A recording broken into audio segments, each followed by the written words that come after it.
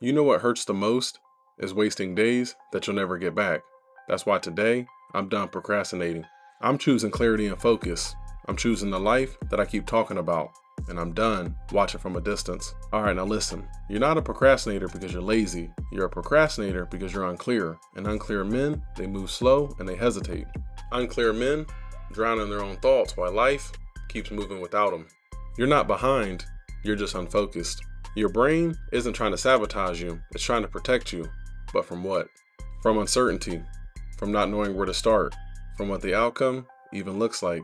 So you scroll, you distract, you run, but not because you're weak, but because the path is foggy. And here's the part that nobody talks about. When you're unclear, you don't just lose time, you lose your confidence. Every day that you avoid that thing that you know you need to do, you chip away at your self-respect. Then the guilt hits, the shame hits, the why am I like this hits. But here's the truth that saved my life. You don't fix procrastination with motivation, you fix it with clarity. Clarity turns giants into steps. It turns chaos into a plan. See, clarity kills all excuses because the path is right in front of you. So you want to move again, right? Well, break your life into pieces that are small enough that your mind doesn't fear them. 4 things that you need to define: the goal, the steps, the order, and the timeline. And suddenly, your life doesn't feel stuck anymore.